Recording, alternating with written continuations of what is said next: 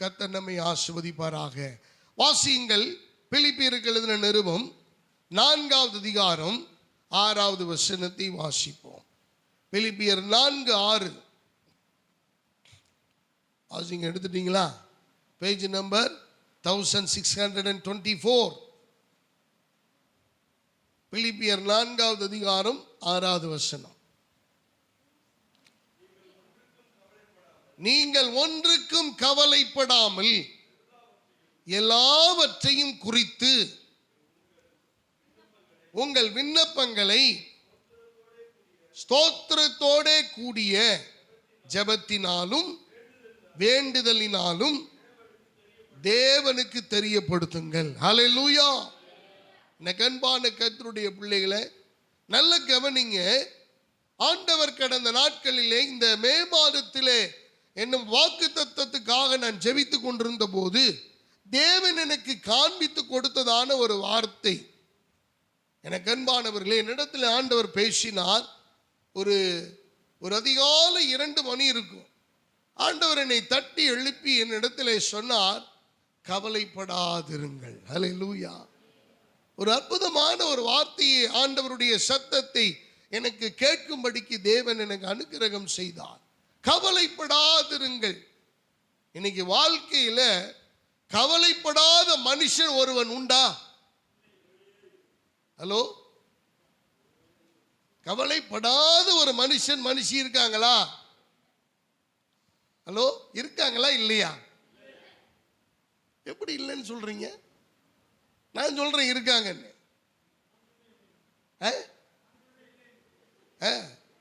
அவர் சொல்றாரு இல்லைன்னு, நான் சொல்றாரு இருக்கா. நீங்க சரியா கவனிக்கல.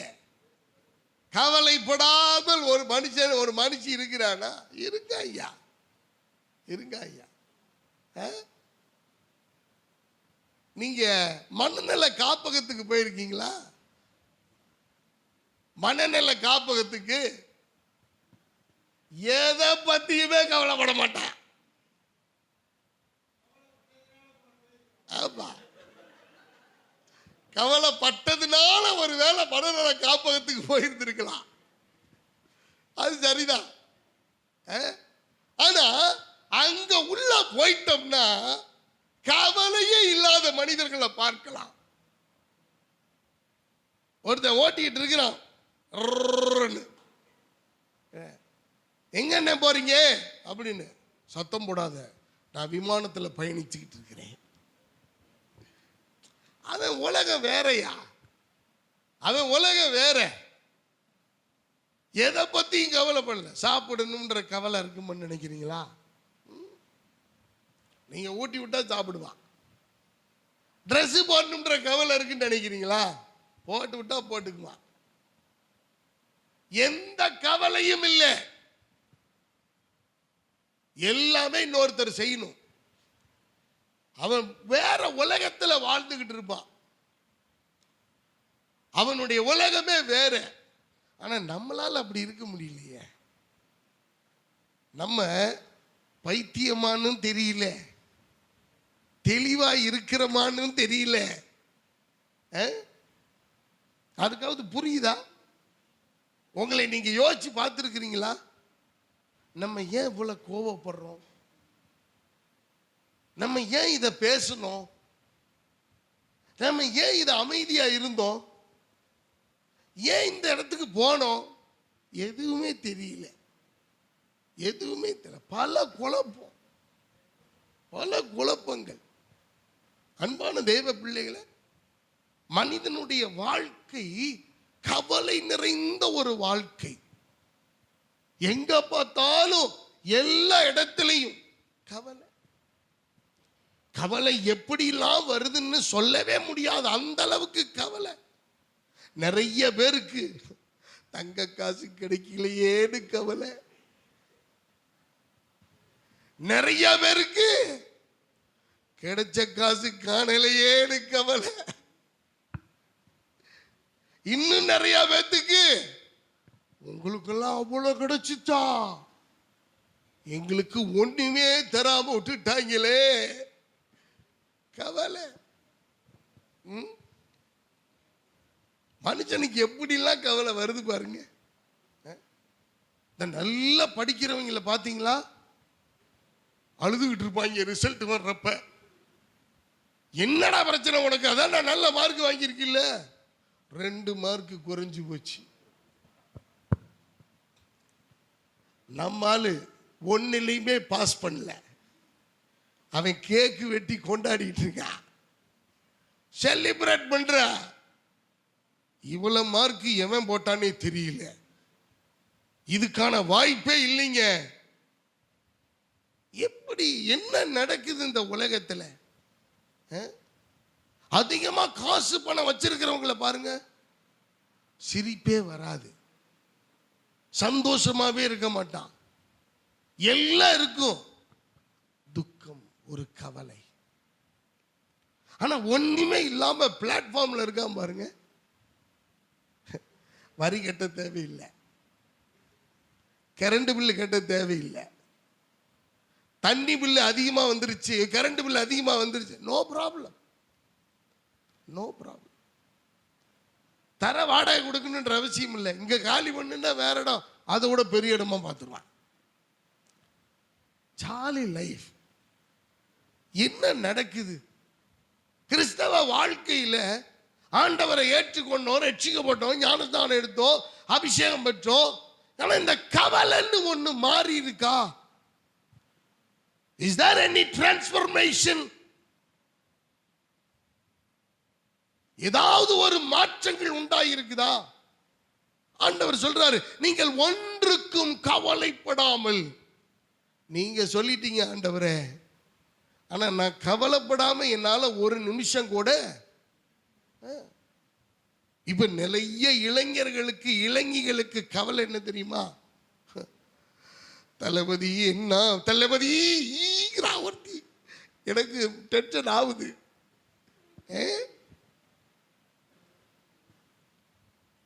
மனுஷனை சாகடிக்கிறாங்க. அன்பானவர்களே, ஒரு பிரச்சனையும் இல்லை, ஆனா நமக்குள்ள கவலை எங்க இருந்துதான் வருதுன்னே தெரியல.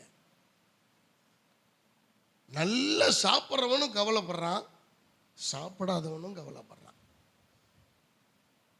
நல்ல துணிமணி உடுத்தி இருக்கிறவனை பாருங்க,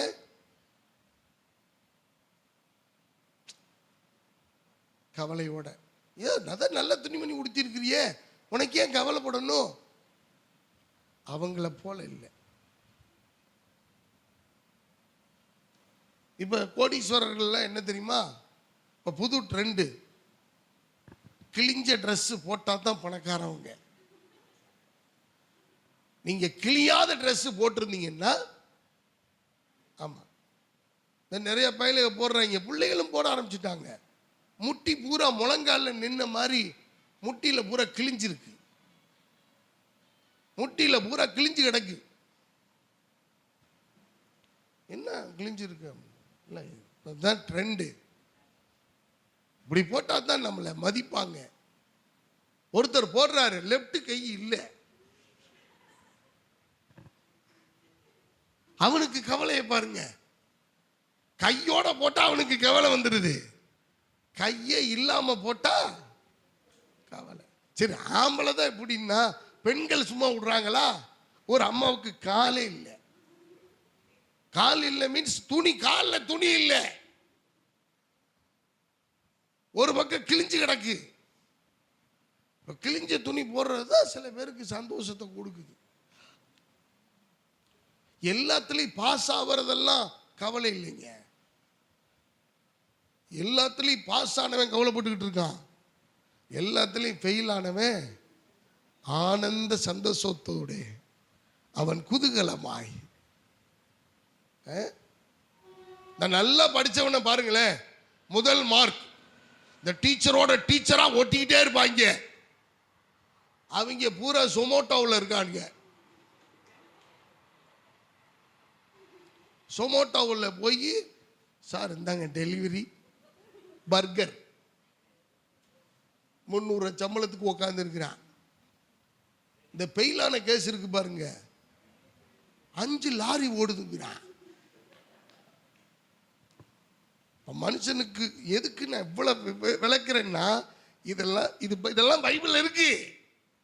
ஆனா வசனத்தை சொன்னாதான் யாருக்கு புரியுறது இல்லையே. இப்ப எல்லாத்துக்கும் விளங்குது பார்த்தீங்களா? எல்லாத்துலயும் இப்ப போட்டி, கவலை. ஒருத்தர் ஆட்டோமேட்டிக் வாஷிங் மிஷின் வாங்கிட்டா பக்கத்து வீட்டில் தானா கவலை வந்துடும். இவங்களுக்கு வயிறு எரியுதோ இல்லையோ, அந்த வீட்டு எஜமானனுக்கு, வீட்டு ஆளுக்கு அவ்வளவுதான். மண்டையிலிருந்து கீழே வரைக்கும் சூடு ஏறி பத்திக்கிட்டு எரியும். தாங்க முடியாது டார்ச்சர். அந்த பொருளை வாங்கிட்டு வந்து வச்சா தான் அடுத்த நிமிஷம் நிம்மதி. கவலைன்றது யாரையுமே விட்டு வைக்கல. சரி, இயேசு கவலைப்பட்டாரா? இயேசு கவலைப்பட்டதாக எங்கேயா படிச்சிருக்கிறீங்களா? சொல்லுங்க. இயேசு கவலை கொண்டாரா? இப்பதான் பைபிளை தேடுறீங்களோ? சரி, வசனத்துக்கு போவோமா? நல்ல கவனிங்க. ஒன்றுக்கும் கவலைப்படாமல். யாரு இந்த வார்த்தையை சொல்ல முடியும்? ஆண்டவரை தவிர யாராவது? இப்ப நான் சொல்றேன் நிறைய பேர்த்திட்ட, கவலைப்படாதீங்க சிஸ்டர், கவலைப்படாதீங்க பிரதர். நான் சொல்லும் போதே நான் கவலைப்படுறேன்.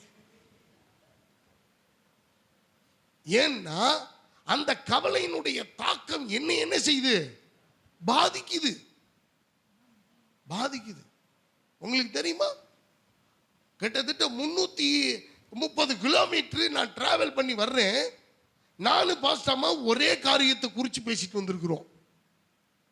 more than 7 hours ஒரே காரியத்தை.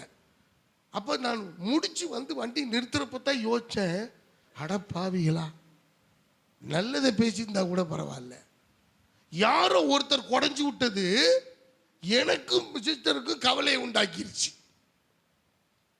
நமக்கு அதுக்கு சம்பந்தமே கிடையாது, சல்லி காசுக்கு பிரயோஜனம் இல்லை. ஆனா நம்மளை கவலைக்குள்ளாக்குகிற காரியங்கள். இப்ப பைபிள் என்ன சொல்லுது? நான் ஒரு 3 காரியத்தை அழுத்தம் திருத்தமா உங்களுக்கு சொல்லி கொடுத்துறேன். வசனத்தை தான் சொல்லி கொடுக்க போறேன். நீங்க நல்ல இந்த செய்தியை கவனிச்சீங்கன்னா நீங்க இனிமேல் கவலைப்பட மாட்டீங்க. ஆனா இந்த செய்தியை நீங்க நல்லா கவனிக்கலைன்னா அடுத்த வாழ்க்கை, உங்க வாழ்க்கை முழுவதும் கவலையா தான் இருக்கும். முடிவு பண்ணிக்கங்க. இனி கவலையே படாத ஒரு வாழ்க்கை வேணுமா, இல்ல கவலை உள்ள ஒரு வாழ்க்கை வேணுமான்னு நீங்க தான் தீர்மானிக்கணும். Decide it yourself. நான் வசனத்தை உங்களுக்கு சொல்லிக் கொடுக்கிறேன். மத்தேயு எழுதின சுவிசேஷம் 6வது அதிகாரம் 25 வாசிங்க. 25வது வசனத்திலிருந்து வாசிங்க. Matthew chapter 6:25 onwards. மைக்ல வாசிங்க, மைக் இருக்குல்ல. ஆகையால் எண்ணத்தை உண்போம், எண்ணத்தை குடிப்போம் என்று உங்கள் ஜீவனுக்காகவும் எண்ணத்தை உடுப்போம் என்று உங்கள் சரீரத்துக்காகவும் கவலைப்படாதிருங்கள் என்று உங்களுக்கு சொல்லுகிறேன். சொல்லுங்க, வாசிங்க.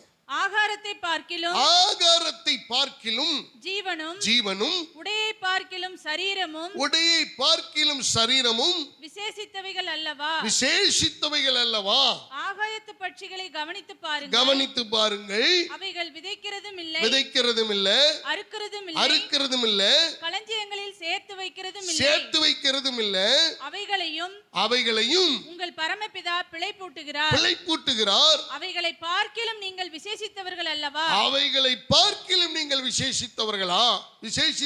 இருக்கிறீர்கள். கவலைப்படுகிறதுனாலே உங்களில் எவன் தன் சரீர அளவோடு ஒரு முழத்தை கூட்டுவான். போதும், நல்ல கவனிங்க. இந்த இடத்துல ஆண்டவர் வலியுறுத்துகிற முதல் காரியம் கவலைப்படாதிருங்கள். அதுதான் தலைப்பு. Don't worry, do not worry. கவலைப்படாதிருங்கள். ஐயோ தீஞ்சு போச்சே சட்டி அப்படின்னு கவலை. அதிர்சம் மாதிரி வரல, அது ஒரு திணிசா வந்திருக்கு. எப்படி? அதிர்சம் அதிர்சமா வரல, அது ஒரு திணிசா வந்திருக்கு. ஒரு 4 சுத்திகளோட தான் நம்ம போகணும். பலகாரம் சுட்டு பலகாரவங்கள்ட்ட வீட்டுக்கு மட்டும் நம்ம போயிடவே கூடாது. ஏன்னா நம்மளை எலியின் மாதிரி நம்மளை வச்சு தான் டெஸ்ட் பண்ணுவாங்க. நம்ம முதல்ல சாகரமான்னு பார்ப்பாங்க. அன்பானவர்களே, நல்ல கவனிங்க. ஒவ்வொருத்தருக்கும் ஒவ்வொரு கவலை. இங்க ஆண்டவர் சொல்லுகிறார், எண்ணத்தை உண்போம், எண்ணத்தை குடிப்போம், எண்ணத்தை உடுப்போம் என்று கவலைப்படாதிருங்கள். சரி, இந்த 3க்கு யாராவது கவலைப்படாம இருந்திருக்கிறோமா? நிறைய பேருக்கு காலையில சர்ச்சுக்கு வர்றதுக்கு முன்னாடியே கவலை. என்ன கவலை தெரியுமா? இன்னைக்கு என்ன சாப்பாடு ஆக்க போறாங்களோ தெரியலையே. எண்ணத்தை உண்போம். இன்னைக்கு சாப்பாடு நம்முடைய வாழ்க்கையில, இந்த பூமியில பிரதானமான ஒன்றாக மாறிவிட்டது. முதல்ல மருந்தே உணவாக கொண்டிருந்தோம். இன்னைக்கு என்ன பண்ணிக்கிட்டு இருக்கிறோம்? உணவே. ஆமா, மாத்திரை எல்லாம் டப்பால வச்சிருக்கிறாங்க. காலையில 3, மதியானம் 6, நைட்டுக்கு 4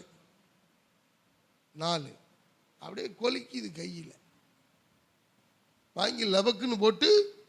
ஆமா, இதுல கொடுமை என்னன்னா, சாப்பிட்றதுக்கு முன்னாடி 2 மாத்திரை, சாப்பிட்டதுக்கு பிறகு மாத்திரை.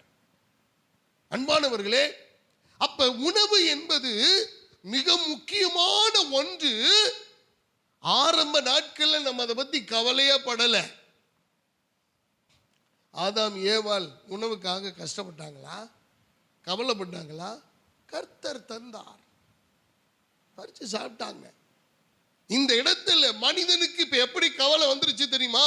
எண்ணத்தை உண்போம். உணவை வித்தியாசமா சாப்பிடுறான். உணவை எப்படியெல்லாம் ஆக்கி தின்னலாம். முதல்ல குழம்ப தவிர வேற எதுவுமே தெரியாது ஒரு 50 வருஷத்துக்கு முன்னாடி.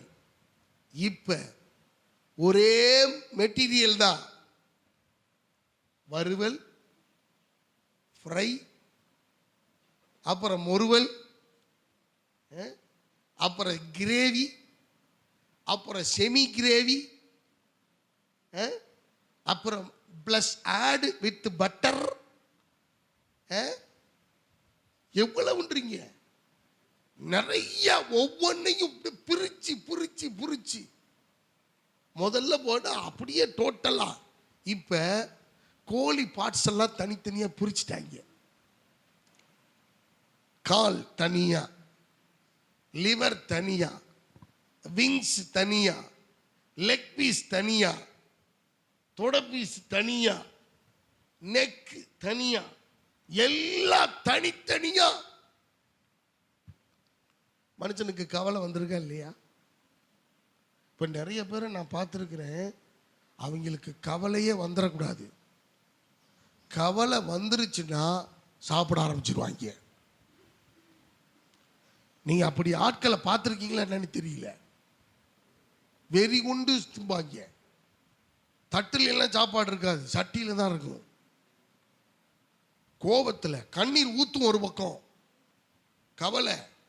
ஆனா அந்த கவலையை தீக்கிறதுக்கு வெறி கொண்டு கவலை அப்படியாவது ஆத்தலாம் அப்படின்னு முயற்சி பண்றாங்க ஒவ்வொரு மனிதன். அப்ப எண்ணத்தை உண்போம், எண்ணத்தை குடிப்போம், எண்ணத்தை உடுப்போம். அருமையானவர்களே, எனக்கு நல்ல ஞாபகம் இருக்கு. எங்க வீட்டில் நான் போட்டு போற, ஸ்கூலுக்கு போட்டு போடுற ட்ரெஸ் எம்ஜிஆர் கொடுத்த சட்டை. அதை நம்ம போட்டோம்னா நம்ம டவுசர் போட்டிருக்கிறோமான்றது தெரியாது. அவ்வளவு நீளம், மேல் தொடங்கி கீழ் வரைக்கும் ஒரே தையலால் தையப்பட்டதாய், நெய்யப்பட்டதாய் ஒரு வஸ்திர தொங்கலை போல இருக்கும். அதை போட்டுக்கிட்டு ஸ்கூலுக்கு போறதா அவ்வளவு கௌரவமா நினைச்சோம். இப்ப யோசிச்சு பாருங்க, உள்ள ஒரு ட்ரெஸ்ஸு, அதுக்கு மேல ஒரு ட்ரெஸ்ஸு, அதுக்கு மேல டை, கழுத்தை இழுத்து பிடிச்சி பிள்ளைய பேசவே முடியாத அளவுக்கு கொள்ற மாதிரி வச்சிருக்காங்க. அதுக்கு மேல ஒரு கோட்டு, சாக்ஸு, அதுக்கு மேல ஒரு ஷூ. எப்படி பேம்பர் பண்ணி பிள்ளைகளுக்கு எந்த பாதிப்பு வரக்கூடாது. இதுக்கு நோய் எதிர்ப்பு சக்தியே இல்லை. பாதிப்பு மட்டும் இல்லை, நோய் எதிர்ப்பு சக்தியே இல்லை. மண்ணிலையும் மலையிலையும் சேத்துலையும் கல்லிலையும் தவளையை பிடிச்சி, ஓனானை பிடிச்சி, பூரானை பிடிச்சி, புழுவை பிடிச்சி குத்துனப்ப எல்லாம் எல்லா எதிர்ப்பு சக்தியும் இருந்துச்சு, ஒண்ணுமே பாதிப்பு வரல. இப்ப கடிக்கல, பூரா அங்கத்தான் இருந்துச்சு, இதுக்கு உடம்பு பூரா தடிச்சிருச்சு. பார்த்ததுக்கே அவ்வளவு பேம்பரிங் பண்ணிட்டு இருக்கிறோம்.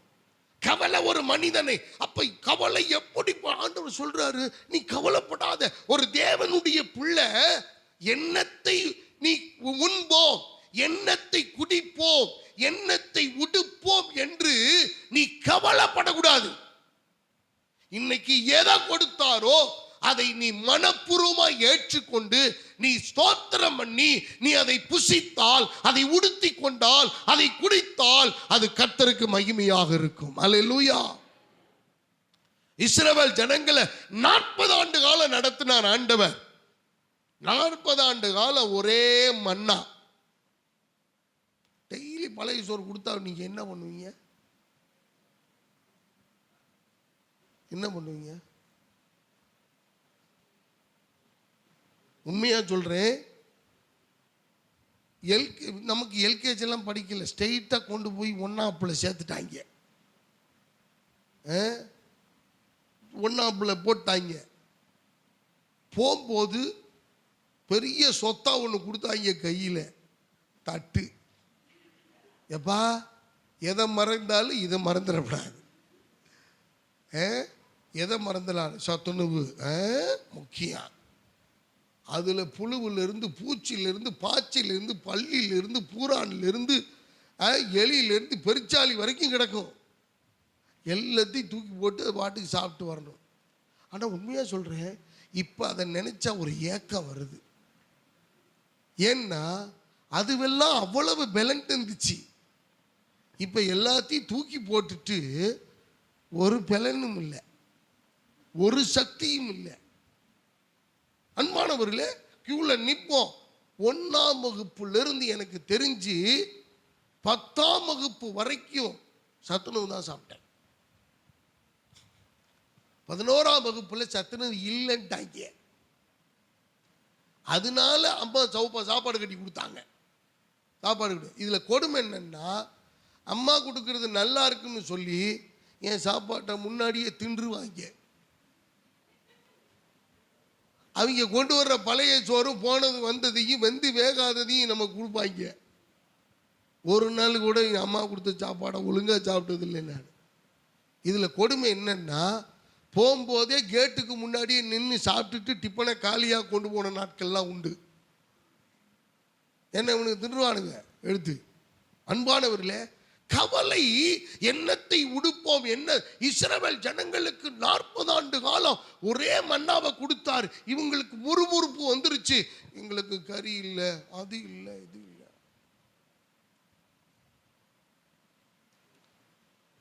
நம்ம எங்க பிள்ளை டேடி அப்படின்னாலே எனக்கு தெரியும். ரைட்டு, முருங்கைக்காய் சாம்பார் இன்னைக்கு எடுபடலை. டபார்னு பாஞ்சு ஓடிடுவேன். வாய்ப்பு கிடைக்கும் பார்த்துட்டு ஓடி போய் ஒரு சுக்காவது செஞ்சு நாக்கில் அப்படி அந்த மிளகு தூளோட பட்டா அந்த சொர்க்கம் வேற. அன்பானவர்களே, அப்ப எண்ணத்தை கவலை வந்துருச்சு. இது பசியினால பட்டினியினால வந்த கவலை இல்லை. நல்ல கவனிங்க. இப்ப சொகுசான வாழ்க்கை, எண்ணத்தை உண்போம், எண்ணத்தை உடுப்போம், எண்ணத்தை குடிப்போம் என்கிற கவலை. கிராமத்துலேருந்து வர்றவங்களை எல்லாம் பாருங்களேன், மினரல் வாட்டரை பார்த்தா ஒரு 2 பாட்டில் பிடிச்சிட்டு போகிறேன். ஏன்னா அங்கே என்ன கிடைக்காது. அன்பான தகப்பன தேவனுடைய பிள்ளைகளை நன்றாக கவனிங்க. ஆண்டவர் சொல்லுகிறார், இதெல்லாம் பற்றி நீ கவலைப்படாத. ஏன் கவலைப்படாதன்னா, ஆகாயத்து பறவைகளை பாரு, விதைக்கிறதும் இல்லை, அறுக்கிறதும் இல்லை, நூற்கிறதும் இல்லை. அதனால நீ படுத்துக்க, உனக்கு எல்லாத்தையும் நான் சந்திப்பேன் ஆண்டவர் சொல்லலை. மீனிங் அது அல்ல. ஆண்டவர் சொல், நீங்க இந்த விஷயத்துக்காக, அற்பமான காரியங்களுக்காக நீங்கள் கவலைப்படாதிருங்கள். அன்பான தேவனுடைய பிள்ளைகளை நல்ல கவனிங்க. இன்னைக்கு பிள்ளைகளுக்கு ரொம்ப ஃபாஸ்ட் ஃபுட்டு ரொம்ப பிடிக்குது. ஃபாஸ்ட் ஃபுட்டு ரொம்ப பழக்கமாயிட்டு அவங்களே ஆர்டர் பண்ணுறாங்க. அவங்களே இப்போ ஜொமேட்டோ ஸ்விக்கிலாம் அவங்களே ஆர்டர் பண்ணுறாங்க. ஆர்டர் பண்ணி வீட்டுக்கு வருது. இதெல்லாம் ஒரு விதத்தில் நமக்கு வசதிகள் தான், நல்லது தான், அவசரத்துக்கு பயன்படுத்தினா பரவாயில்ல. ஆனால் அதுவே நமக்கு ஆபத்தாக, விஷமாக நம்முடைய வாழ்க்கையை தொலைக்கிறதா, சரீரத்தை அது கொஞ்சம் கொஞ்சமாக தின்கிறதாக மாறிவிடும். அன்பானவர்களே, அப்ப நீங்கள் கவலைப்பட வேண்டான்னு சாப்பிட்றதுக்காக கவலைப்படாதீங்கன்றாரு. நீங்க உடுத்துறதுக்கு, வஸ்திரத்துக்காக கவலைப்படாதிருங்கள். இன்னைக்கு சில பேர் பாருங்க, காஸ்ட்லியா இந்த ஃபேஸ்புக்கு ஓனர் ஜூகன்பர்க் தெரியுங்களா? அவருடைய டிஷர்ட்டினுடைய விலை எவ்வளவு தெரியுங்களா? ஹலோ, அவர் போட்டிருக்கிற டிஷர்ட் 600 ரூபா தான். அவரு எத்தனாயிரம் கோடி மதிப்புள்ள சொத்து வச்சிருக்காரு தெரியுங்களா? பல்லாயிரம் கோடி மதிப்பு. உலக டாப் 10 பணக்காரர்கள் அவரும் ஒருத்தர். ஆனா நம்ம புள்ள போய் எடுக்குது 2500 ரூபா. எது பணிய? எப்பா இதை வெளியில போட முடியாதுப்பா, உள்ளதான் போட்டுக்கணும். பரவாயில்ல, பிராண்டு.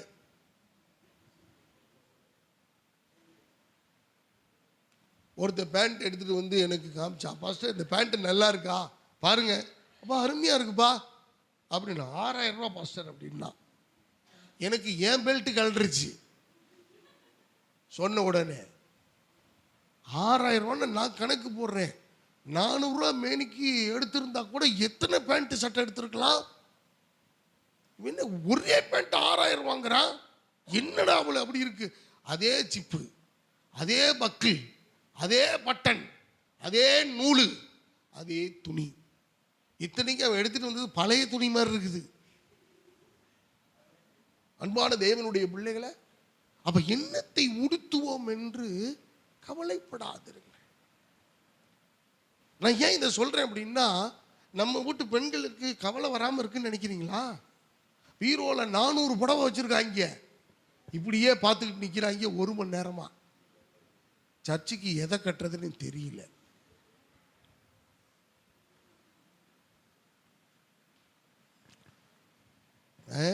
எதை கட்டுறதுன்னு தெரியல. கவலை உள்ளத்துல என்ன வந்துருச்சு? கவலை. அம்புட்டை தீ வச்சு கொளுத்திடணுங்கிறேன். கவலையெல்லாம் போயிரும்ல. அப்புறம் நீ என்ன பண்ணுவ? 5 சேலை 150 ரூபாய்க்கு ஒரு சேலை எடுத்து கொடுத்துருவான். நீ அதை மட்டும் கட்டு, இப்ப கவலையே வராது. ஏன்னா காம்படிஷன் இல்லை, போராட்டம் இல்லை. சிந்திச்சு பாருங்க அன்பான தெய்வ பிள்ளைகளை, அன்பான நல்ல கவனிங்களே. அப்ப என்னத்தை உடுப்போம்? ஆண்டவர் இதெல்லாம் நீ கவலைப்படாத, இதெல்லாம் சரீர பிரகாரமானது.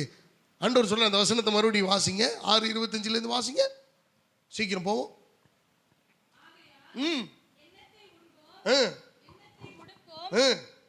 எண்ணத்தை குடிப்போம் என்று உங்கள் ஜீவனுக்காகவும் உங்கள் சரீரத்திற்காகவும் கவலைப்படாதிருங்கள். போதும். உங்க ஜீவனுக்காக, சரீரத்துக்காக நீங்க கவலைப்படாதீங்க. இதோட ஆண்டவர் நிப்பாட்டினாரா? நிப்பாட்டலையே. மத்தேயு எழுதின சுவிசேஷம் 6வது அதிகாரம் 34வது வசனத்தை வாசிங்க. ஆகையால் நாளைக்காக கவலைப்படாதிருங்கள். நாளைய தினம் தன்னுடையவைகளுக்காக கவலைப்படும். அந்தந்த நாளுக்கு அதினதின் பாடு போதும். நிறைய பேருக்கு ஃபியூச்சரை குறித்த கவலை, எதிர்காலத்தை குறிச்சு கவலை, பயங்கர கவலை. நாளை தினம் சூரியன் உதிக்கும்னு யாருக்காவது தெரியுங்களா? கன்ஃபார்மா சொல்ல முடியுமா? நேத்து மழை வரும்னு யாராவது நினைச்சமா? மழையே இல்லைன்ட்டா அந்த மாசம். ஆனா கர்த்தர் நம்ம எல்லாம் ஜெபத்தை கேட்டு மழையை நேத்து தந்தார். நாளைக்காக கவலைப்படாதிருங்கள். நாளைக்கு எல்லாம் நம்ம பிள்ளைகள் நிறைய பேர் நாளைக்கு எதிர்காலத்துல பவுன் எடுத்து வைங்க, நாளைக்கு பிள்ளைகளுக்கு ஆகும். பிள்ளைகளுக்கு ஆகுன்றது நீ உயிரோடு இருக்கணும் இல்ல, சார்வாள் உயிரோடு இருந்தா தானே பிள்ளைங்களுக்கு ஆகுதா, அது வேற ஒருத்தனுக்கு போய் சேருதான்னு தெரியும். அன்பான கர்த்தருடைய பிள்ளைகளை அப்ப நல்ல கவனிங்க. வேதம் சொல், நாளைக்காக கவலைப்படாதிருங்கள். நாளை எதுனா உங்களுக்காக கவலைப்படும். அதுன்னைக்கு அதுனதின் பாடுகள் போதும். ரொம்ப ஓவரா திங்க் பண்ணி நாளைக்கு என் பிள்ளைக்கு, நாளைக்கு என் ஃபியூச்சருக்கு, நாளைக்கு என் பிள்ளை கல்யாணத்துக்கு, நாளைக்கு என் பிள்ளை படிப்புக்கு, நாளைக்கு என் பிள்ளை ஃபாரின் போறதுக்கு, நாளைக்கு என் பிள்ளை அப்படியே பங்களாவில் வாழ்றதுக்கு. சார் நல்ல கவனிங்க, நாளைக்கு நீ சேர்த்து வைக்கிற எதுவும் நாளைக்கு உனக்கு உதவாது. ஒரு ஐஸ்வர்யவான் இருந்தா, அந்த ஐஸ்வர்யவான் களஞ்சியத்துல நிறைய விளைஞ்சிருச்சு. விளைஞ்சதெல்லாம் கொண்டு வந்து களஞ்சியத்துல சேர்த்து அவன் சொல்றான், எனக்கு பிரியமான ஆத்துமாவே, உனக்கு எல்லாத்தையும் களஞ்சியத்துல நிறைய சேர்த்து வச்சிருக்கிறேன், நீ புசித்து குடித்து மகிழ்ந்து சந்தோஷமா இரு. இந்த சத்தத்தை ஆண்டவர் கேட்ட உடனே வானத்திலிருந்து ஒரு சத்தம் உண்டாச்சு. என்ன சத்தம்? மறுபடியும் சொல்லுங்க. என்ன மாதிரி அருமையான வேர்டு தெரியுமா? இதை யாராவது நமக்கு சொன்னா கோபம் வந்துடும் நமக்கு. மதியேடனே, இன்னைக்கு ராத்திரி உன் ஜீவன் எடுத்துக் கொள்ளப்படுமானால் நீ என்ன பண்ண போற? யாருடையதாகும்? நீ சேர்த்து வச்சதுல யாருடையதாகும்? அன்பான தேவனுடைய பிள்ளைகளை, நாளைக்காக நீ எந்த நாளை ஃபியூச்சர் அப்படின்னு சொல்லி நினைக்கிறீங்களோ அது எதுவுமே உங்களுக்கு உதவாது. நீங்க கர்த்தருடைய பிள்ளையா இருந்தீங்கன்னா உலக பிரகாரமானவன் என்னன்னாலும் பண்ணலாம். ஆனா தேவனுடைய பிள்ளை நாளைக்காக கவலைப்படக்கூடாது. இஸ்ரவேல் ஜனங்களை ஆண்டவர் நடத்தினார், நாளைக்காக நீ கவலைப்படாதுன்னு சொன்னாரு. கவலைப்படாம வந்தாங்க. ஆண்டவர் 40 ஆண்டுகள் இரவும் பகலும் ஒரு நிமிஷம் கூட அவங்களை பட்டினியா போடல, தாகமா போடல. அவங்களுக்கு அவங்களுடைய வஸ்திரம் பழையதாய் போகவில்லை, அவங்களுடைய பாதரட்சியுடைய வார் அவிழ்ந்து போகவும் இல்லை. 40 ஆண்டுகள் கர்த்தர் அவர்களை பத்திரமாய் நடத்தினார். அல்லேலூயா. உங்களை என்னையும் அவர்களை காட்டிலும் அதிகமாய் நேசிக்கிற நம்முடைய ஆண்டவர் நாளைக்கென்று நினைக்கிற எந்த ஒரு காரியத்தையும் அவரே பொறுப்பெடுத்து நடத்த அவர் வல்லமையுள்ள தேவனாய் இருக்கிறார். நாளைக்காக நீங்க கவலைப்படாதீங்க. எனக்கு அன்பான தேவ பிள்ளைகளை, மத்தேயு 10வது அதிகாரம் 19வது வசனத்தை வாசிங்க. அவர்கள் உங்களை ஒப்பு கொடுக்கும் போது எப்படி பேசுவோம் என்றும் என்னத்தை பேசுவோம் என்றும் கவலைப்படாதிருங்கள். கவலைப்படாதிருங்கள். அடுத்த ஆண்டவர் சொல்றாரு, நீங்கள் பேச வேண்டுவது அந்நேரத்தில் உங்களுக்கு அருளப்படும். அவ்வளவுதான். அருமையானவர்களே, பல நேரத்துல நம்ம இதை பேசணும் அதை பேசணும் அப்படின்னு பயங்கரமா திட்டம் போடுவோம். ஆண்டவர் சொல்றாரு, எப்ப என் நாமத்தின் நிமித்தம் உங்களுக்கு ஒரு பிரச்சனை, ஒரு போராட்டம், ஒரு கஷ்டம், ஒரு இழப்பு வருது அப்படின்னா நீங்க கவலைப்படாதிருங்கள். என்னத்தை பேசுவோம், என்ன பதில் சொல்லுவோம்னு நீங்க கவலைப்படாதிருங்கள். அந்த கவலைப்படுகிற அந்த நேரத்தில் ஆண்டவரை நீங்க நம்புனீங்கன்னா ஆண்டவர் நீங்க என்ன பேச வேண்டும் என்பதை அவரே உங்களுக்கு தெரியப்படுத்துவார். அல்லேலூயா. உங்களுக்கு தெரியுமா, எத்தனை பேர் இன்னைக்கு வீட்டுக்குள்ள உட்கார்ந்துக்கிட்டு கடங்கார வந்தான்னா வீட்டில் இல்லைன்னு சொல்லி அனுப்பிவிடு. எத்தனை பெண்மார்கள் சொல்றாங்க தெரியுமா? வீட்டில் மனைவிமார்கள், புருஷன் வீட்டுக்குள்ளதான் இருக்காரு, கடைக்காரன் வந்து வெளியில் நிற்கிறான், சொல்லி அனுப்புறாங்க. இது ஆண்டவர் கொடுத்த வார்த்தையா? எப்படி பேசுவோம் என்பதை உங்களுக்கு அந்த நேரத்திலே அவர் வெளிப்படுத்துவார். ஐயோ, தப்பா புரிஞ்சுக்க கூடாது வசனத்தை. அவருடைய நாமத்தை நிமித்தம் அவருக்காக நீங்கள் பாட அனுபவிக்கும் போது, அவர்களுக்காக நீங்கள் ஆண்டவருக்காக உபத்திரவப்படும் போது, அவருடைய நாமத்தை நிமித்தம் நீங்கள் துயரமும் துக்கமும் படுகிற வேளையிலே அவருடைய நாமத்துக்காக உங்களை இகழ்ந்து, உங்களை பரியாசம் பண்ணி, உங்களை அவமானப்படுத்தி, உங்களை கேவலப்படுத்துவார்களானால் நீங்க அவங்களுக்கு என்ன பதில் சொல்லணும்னு கவலைப்படாதீங்க. அந்த நேரத்தில் என்ன பேசணுன்ற வார்த்தையை கர்த்தரே அருள்வார். அதுக்கு அப்போஸ்தலனாகிய பவுல் ஒரு நல்ல உதாரணம். அன்பான கர்த்தருடைய பிள்ளைகளை, அவர் எங்கெல்லாம் சிறைபிடிக்கப்பட்டாரோ அப்பொழுதெல்லாம் கர்த்தருடைய வார்த்தை அவருடைய நாவிலே கர்த்தர் அருளி செய்தார். அப்ப முதல்ல இருந்து சொல்லுங்க, எதுக்கு கவலைப்பட வேண்டாம்னு சொல்றாரு? எண்ணத்தை, சாப்பாட்டுக்காக கவலைப்படாதீங்க. அடுத்தது, எண்ணத்தை குடிப்போம் என்று கவலைப்படாதிருங்கள். 3, எண்ணத்தை உடுப்போம் என்று கவலைப்படாதிருங்கள். அடுத்தது சொல்றாரு, நாளைக்காக கவலைப்படாதிருங்கள். அடுத்தது சொல்றாரு, எப்படி பேசுவோன்னு உங்களுக்கு பிரச்சனை நடுவில் பதில் சொல்லுவோன்னு நீங்க கவலைப்படாதிருங்கள், உங்களுக்கு பதில தருவார். அப்ப ஆண்டவர் எவ்வளவு அழகா நம்மளை நடத்துறார். சரி பாஸ்டர், இதெல்லாம் சொல்றதெல்லாம் கரெக்ட், ஆனா கவலைப்பட வேண்டியது இருக்குதே. அப்ப கவலை வந்துச்சுன்னா நஷ்டம் வருமா, இழப்பு வருமா? பைபிள் என்ன சொல்லுது? நீதிமொழிகள் 12:25 கவலைப்படுகிறதுனால் வருகிற நஷ்டம், கவலைப்படுகிறதுனால் வருகிற இழப்பு என்ன? நீதிமொழிகள் 12:25 வாசிங்க. மனுஷனுடைய இருதயத்தில் உள்ள கவலை அதை ஒடுக்கும், அவனை ஒடுக்கும். நல் வார்த்தையோ அதை மகிழ்ச்சியாக்கும். நிறைய பேர் சொல்லுவாங்க, நான் ஆறுதல் சொல்லும் போது, பாஸ்டருக்கு என்ன தெரியும், அவருக்கு என்ன கவலை, எங்க இடத்துல இருந்து பார்த்தா தானே தெரியும். உண்மைதான், ஒவ்வொருத்தரிடத்துலையும் வந்து பார்த்தா தான் அவங்களுடைய கஷ்டம், உங்களுடைய பாரம், பிரச்சனை, போராட்டங்கள் எல்லாம் புரியும். ஒரு இடத்துல நின்று, தூரத்தில் நின்று ஒருத்தங்களுடைய தோற்றத்தை பார்த்த உடனே நம்ம எல்லாமே புரிஞ்சிக்க முடியாது. ஆனா ஆண்டவர் சொல்ற காரியம் என்னன்னா, உங்க இருதயத்தில் உள்ள கவலை உங்களை என்ன தெரியுமா செய்யும்? ஒடுக்கும், கூனி குறுக பண்ணும். ஒரு மனிதனுடைய கவலை அவன் அப்படியே கொஞ்சம் கொஞ்சமா அப்படியே திங்கும், அவனை சாப்பிடும். அது அவனுடைய கவலை அவனை வாட்டு வதைக்கும்.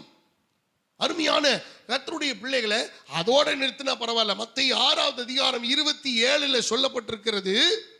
6:27 மத்தேயுல சொல்றாரு, கவலைப்படுகிறதுனால். 2வது தலைப்பை நான் பேசிட்டு இருக்கிறேன். முதல்ல கவலைப்படுகிறதுனால, கவலை எதுலெல்லாம் கவலைப்படக்கூடாதுன்னு ஆண்டவர் சொன்னாரு. 2வது கவலைப்படுகிறதுனால் வருகிற நஷ்டம், இழப்பு. அதுல முதல் விஷயம், கவலை மனுஷனை ஒடுக்கும். 2வது வாசிங்க 6:27.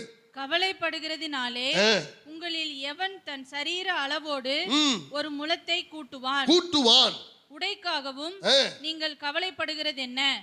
காட்டு புஷ்பங்கள் எப்படி வளர்கிறது என்று கவனித்து பாருங்கள். நல்ல கவனிங்க. அந்த 27 மறுபடியும் வாசிங்க. கவலைப்படுகிறதினாலே உங்களில் எவன் தன் சரீர அளவோடு ஒரு முழத்தை கூட்டுவான். நல்ல கவனிங்க, மறுபடியும் வாசிங்க அந்த வார்த்தையை. கவலைப்படுகிறதினாலே உங்களில் எவன் தன் சரீர அளவோடு ஒரு முழத்தை கூட்டுவான். எல்லாரும் சேர்ந்து அந்த வார்த்தையை படிப்போமா? கவலைப்படுகிறதுனாலே, அதுக்கு அர்த்தம் என்னங்க? அதுதான் விஷயம். You can do nothing. கவலைப்படுகிறதுனால எதையும் நீங்க சாதிக்க முடியாது. எனக்கு கவலையா இருக்கிறேங்க, நான் துக்கமா இருக்கிறேங்க, எனக்கு கவலை இருதயத்தை ஆட்கொள்ளுதுங்க, உங்களை ஒடுக்கும். அது பைபிள்ல தெளிவா போட்டிருக்கு, எவன் சரீர அளவை கூட்டுவான்னா, அப்படி இதுக்கு ஆப்போசிட்டா என்ன? கூட்ட முடியாது, குறையும். குறையும். அன்பானவர்களே, நீங்க ஈஸியா வெயிட் லாஸ் பண்ணணும்னா இந்த இதை பின்பற்றுங்க. கவலைப்படுங்க. எதை பத்தி கவலைப்படணும்னு சொல்றீங்களா? நான் சொல்லித்தரேன். ஐயோ எங்க ஆலயம் எப்படி இப்படி இருக்குது, கவலைப்படுங்க. ஐயோ ஆத்துமாக்கள் குறைவா இருக்கிறாங்களே, கவலைப்படுங்க. கவலைப்படுங்க.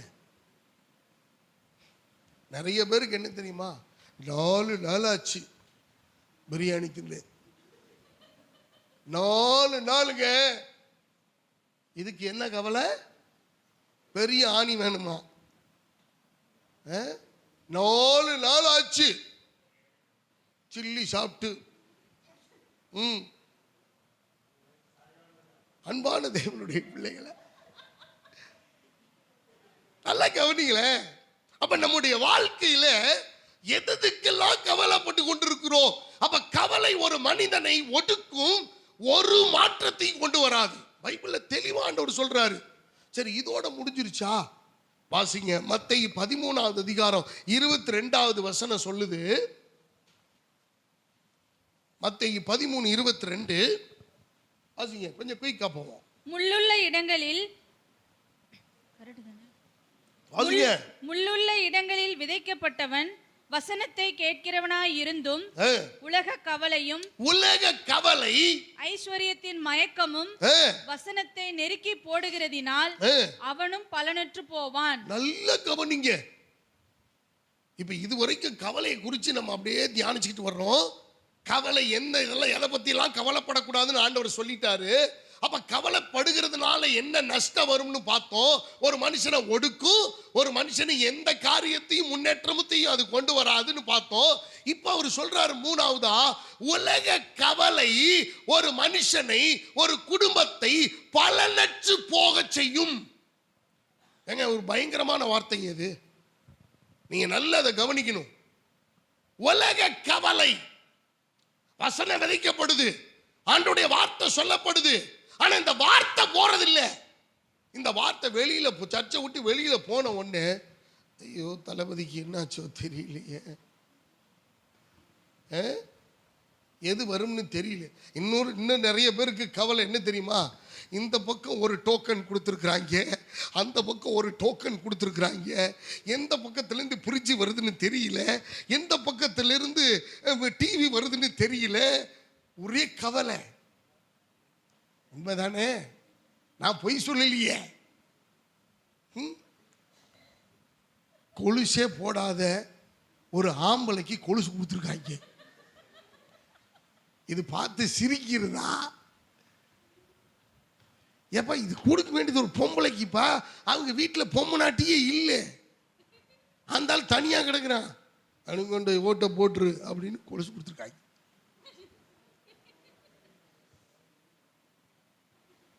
இப்ப இது வராத வரைக்கும் அந்த ஆள் நிம்மதியாக இருந்தான். இது வந்த பிறகு இந்த கொலுசுக்கு ஒரு ஆளை தேட ஆரம்பிப்பான்ல, கவலை வந்துடும் தானா.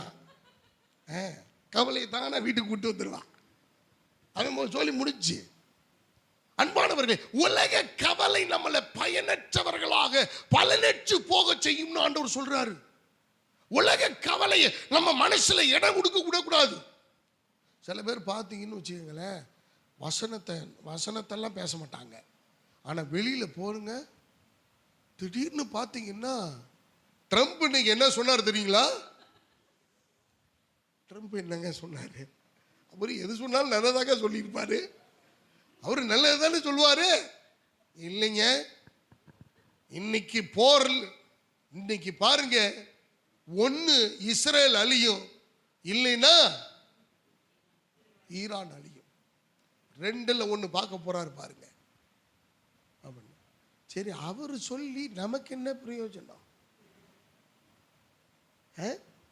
நமக்கு என்ன? ஒரு வார்த்தை, ஆண்டவரே இந்த யுத்தத்துக்காக ஜெபிக்கிறோம், சமாதானத்தை நீர் விரும்புறீர், சமாதானத்தை தாங்கப்பான்னு சொல்லி ஜோமனி இருந்தா கூட பரவாயில்ல. நம்மால் கவலை. தேசத்தின் மேல கவலை. புரியுங்களா? பாரம் வேற, கவலை வேற. உள்ளுக்குள்ள அப்படியே ஆத்மார்த்தமா நிறைய பேர் நாளைக்கு டீ குளிக்கிறேன்னு சொல்லியிருக்காங்க. அவன் டீ குடிக்கிறானா தீ குளிக்கிறானா நாளைக்கு தான் தெரியும். அன்பான தேவனுடைய பிள்ளைகளை எவ்வளவு தூரம் பாதிக்கப்பட்டிருக்கு பாரு. இதெல்லாம் என்ன நினைக்கிறீங்க? உலக கவலை, உலக கவலை. ஒரு அம்மா கதறி கதறி அழுவுது. நானும் பாசமா வீட்டுக்குள்ள போறோம். ஓ, அம்மா பாரத்தோட ஜோம் பண்ணிட்டு இருப்பாங்க அப்படின்னு சொல்லிட்டு போனா அங்க சீரியல் ஓடிக்கிட்டு இருக்குது. இந்த மகராசி உட்காந்து சீரியலை பார்த்து கதறி கதறி அழுதுகிட்டு இருக்கிறான். அவன் சம்பளத்துக்கு நடிக்கிறான். நம்மளுக்கு என்ன பண்ணுது? பாரத்தோட கவலை. அதுக்கு சோம்பண்ணா என்ன, சோம்பனாட்டி என்ன, அதை பார்த்தா என்ன, பார்க்காட்டி என்ன, இது அது பாரப்படுது. இங்க மருமகளை கொல்லுது. அது கொடுமைப்படுத்திட்டு இருக்காங்க. இங்க மோசமா நடத்திக்கிட்டு இருக்காங்க. வசனத்தின்படி ஒன்னையும் நடக்கல. சீரியலை பார்த்து கதறி கதறி அழுவுது. இது தன்னுடைய குடும்பத்தில் உள்ளவங்க யாரு மேலேயும் பாரம் கிடையாது, கவலை இல்லை. எவனோ நடிக்கிறவனோட ஒருத்தனுக்கு பயங்கர பாரம், கவலை, உலக கவலை. எனக்கு அன்பான தெய்வ பிள்ளைகளை, நீங்க யோசிச்சு இதெல்லாம் பார்க்கணும். அடுத்தது மார்க் எழுதின சுவிசேஷம் 4வது அதிகாரம் 18வது வசனம். மார்க் 4:18 வாசிங்க.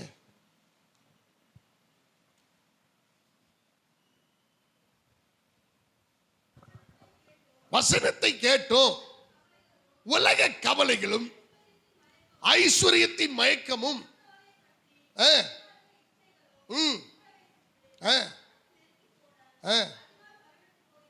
நல்ல கவனிங்க. மார்க் 4:18 தானே போயிட்டு. லூக்கா 8:14 வாசிங்க. அதேதான் 8:14. லூக்கா 8:14 சீக்கிரம்.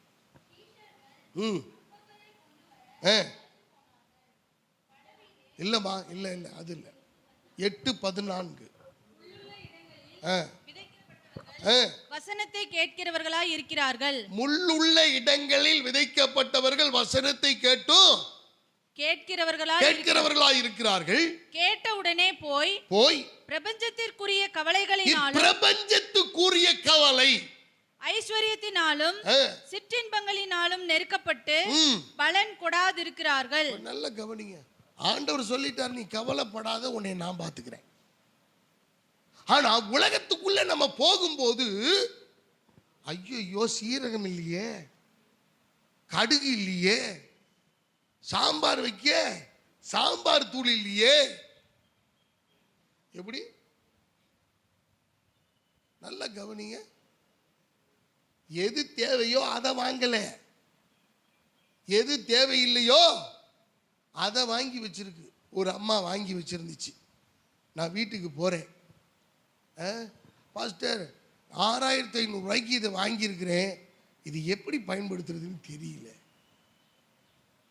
6500 ரூபாய்க்கு எதுக்குமா வாங்கினேன் இதை?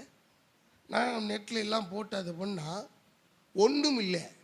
வீட்டை கூட்டுறது, ப்ரூம், ஆட்டோமேட்டிக் ரோபோட் ப்ரூம். இதை கேட்டு போய் புரிஞ்சு நல்லா சண்டை போட்டுக்கிட்டு இருக்காதீங்க. பாஸ்டர் சொன்னார் வாங்கி குடியான்னு. அது ஆட்டோமேட்டிக்காக டைம் செட் பண்ணிட்டோம்னா, இந்த ஹால் இருக்குது அப்படின்னா இதுவே அப்படியே எல்லாம் தொடச்சி நீட்டாக அது அந்த டைமுக்குள்ளே க்ளீன் பண்ணி கொடுத்துரும். நல்லா இருக்குல்ல? நம்ம ஆளுகள்லாம் இப்படி படுத்து கூட்டுறது போய் இப்போ இப்படி கூட்டுற நிலைமைக்கு வந்துட்டோம். இப்போ மோஸ்ட்லி வீட்டுக்காரர்கள் தான் கூட்டுறாங்க. அது ஒரு பக்கம் இருக்கட்டும். ஆமாம், நிறைய வீட்டில் மோஸ்ட்லி. அப்ப நல்ல கவனிங்களேன். அப்ப இப்பிரபஞ்சத்துக்குரிய கவலை வந்துருது. அது இல்லையே, இது இல்லையே, எனக்கு ட்ரெஸ் இல்லையே, எனக்கு என் வீட்டில் இந்த வசதிகள் இல்லையே, இந்த காரியங்கள் இல்லையே. அப்ப எது தேவையோ அது இருக்குல்ல, அப்புறம் என்ன?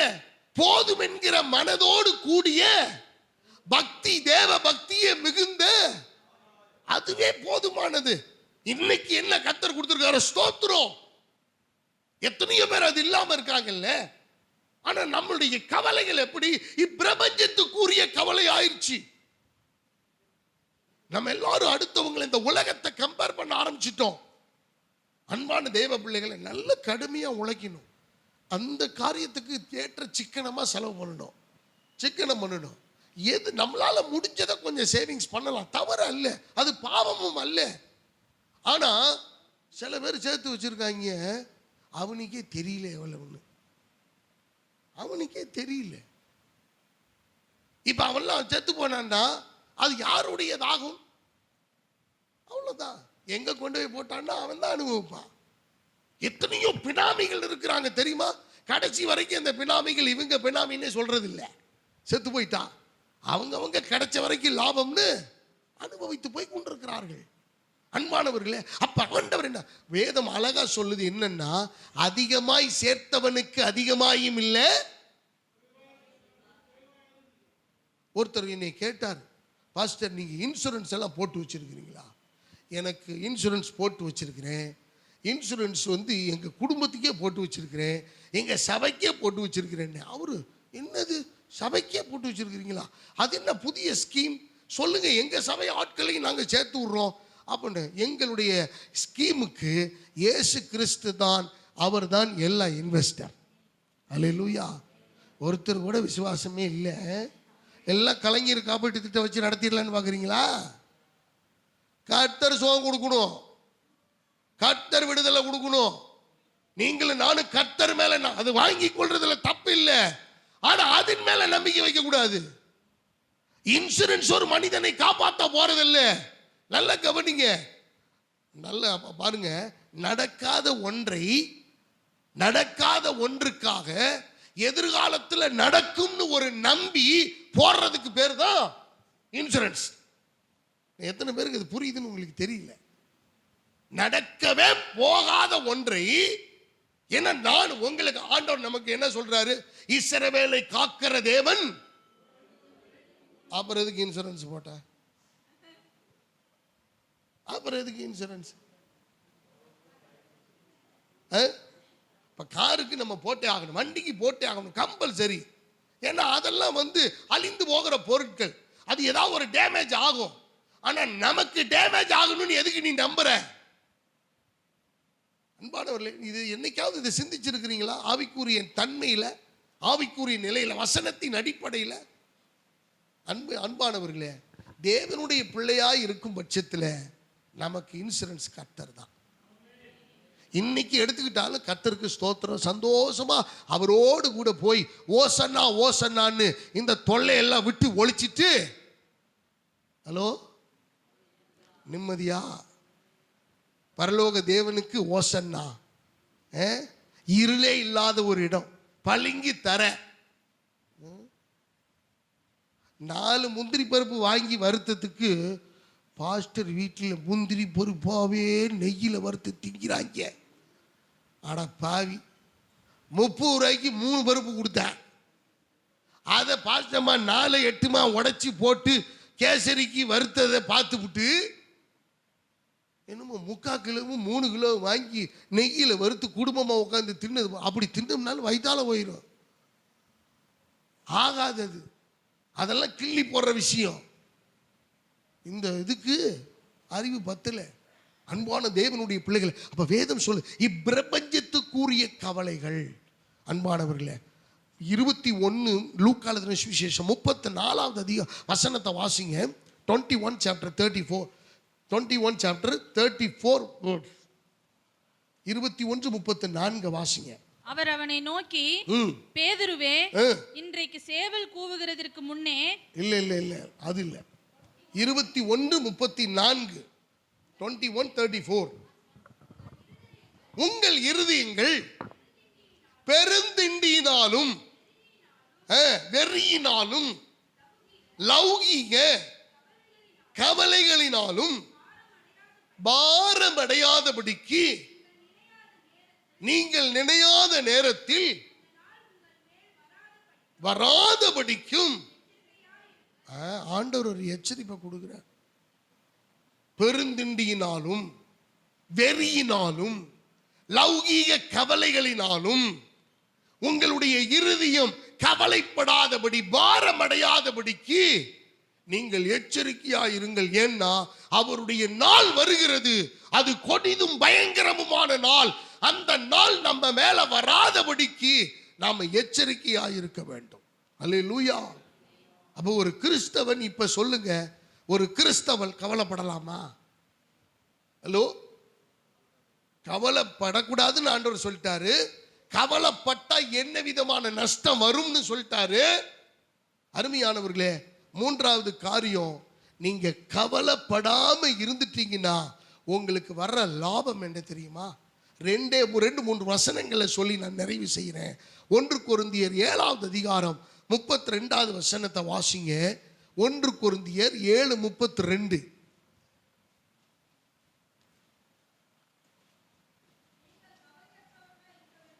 நீங்கள் கவலையற்றவர்களாய் இருக்க விரும்புகிறேன்.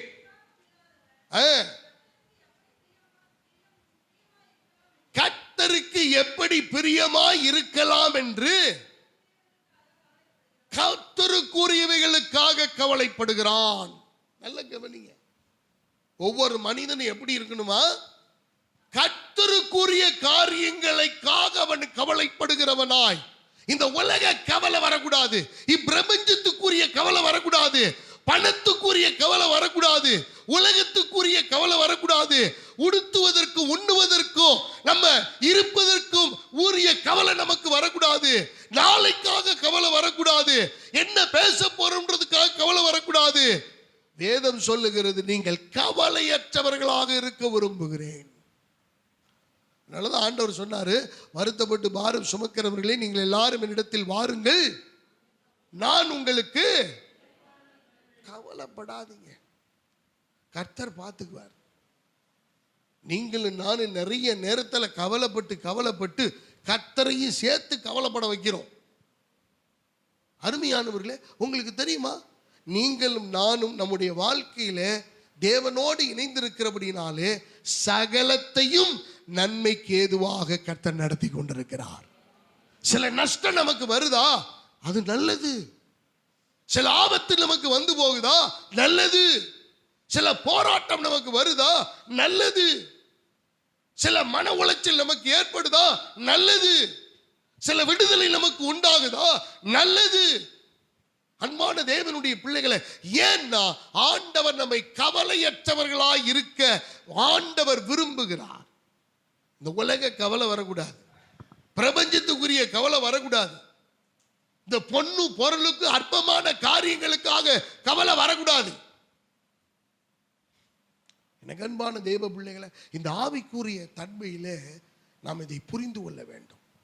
தேவன் எவ்வளவு அழகா நமக்கு நீங்கள் கவலையற்றவர்களாய். 1 கொரிந்தியர் 7:35 வாசிங்களேன். அதுல ஒரு வார்த்தை சொல்றாரு, நீங்கள் வாசிங்க. இதை நான் உங்களை கண்ணியில் அகப்படுத்த வேண்டும் என்று சொல்லாமல் உங்களுக்கு தகுதியாய் இருக்கும் என்றும் நீங்கள் கவலை இல்லாமல் கர்த்தரை பற்றி கொண்டிருக்க வேண்டும் என்று உங்கள் சுய பிரயோஜனத்துக்காகவே சொல்லுகிறேன். எனக்கு அன்பானவர்களே, உங்களுக்கு சுய பிரயோஜனம் உண்டாக அப்போஸ்தலனாகிய பவுல் கொரிந்து சபைக்கு எழுதும் போது அவர் இந்த காரியத்தை சொல்லுகிறார், நீங்கள் கவலையற்றவர்களாய் கர்த்தரை பற்றி கொண்டிருங்கள். ஆண்டவரை பிடிச்சுக்க. உனக்கு லாபம் வருதா, கர்த்தருக்கு ஸ்தோத்திரம். லாபம் வரலையா, கர்த்தருக்கு ஸ்தோத்திரம். லாபமான அனைத்தையும் கிறிஸ்து இயேசுவுக்காக நஷ்டமும் குப்பையுமாக. அன்பான தேவனுடைய பிள்ளைகளை, எல்லா நேரமும் ஒரே நேரமா இருக்கிறது இல்ல. அப்ப அந்த கவலை நம்ம உள்ளுக்குள்ள வரக்கூடாது. நீ கவலை வந்துருச்சுன்னா ஜெபிக்க முடியாது, உபவாசிக்க முடியாது, தேவனோடு ஐக்கியப்பட முடியாது, உன்னால வேதத்தை தியானிக்க முடியாது, கர்த்தரை நோக்கி பார்க்க முடியாது, தேவனுடைய பிள்ளைகளோடு ஐக்கியமா இருக்க முடியாது. எனக்கு அன்பான தேவனுடைய பிள்ளைகளை, அப்ப நம்ம கவலைப்படாதிருங்கள். நான் பார்த்துக்கிறேன். ஆண்டவர் சொல்றார், நான் பார்த்துக்கிறேன், கவலைப்படாத. அன்பான தேவனுடைய பிள்ளைகளை, நீங்கள் எதுக்கு கவலைப்படணும், எதுக்கு கவலைப்படக்கூடாது அப்படின்ற காரியங்களை நாம் நிதானிக்கும் போது எபிரேய ஆக்கியோன் சொல்லுகிறான் 2:4, எபிரேயர் 2:4 வாசியுங்கள். எபிரேயருக்கு எழுதின நிருபம் 2வது அதிகாரம் 4வது வசனம்.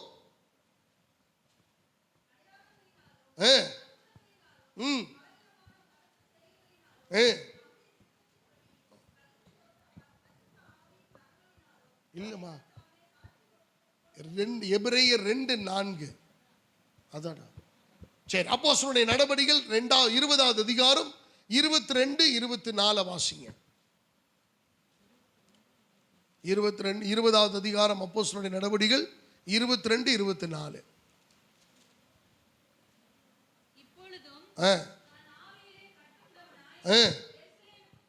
போகிறேன்.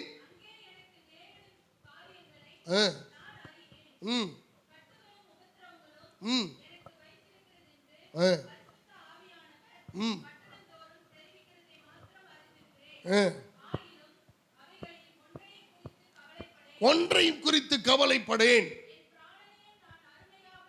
என் பிராணனை நான் அருமையாக எண்ணேன், முடிக்கவும்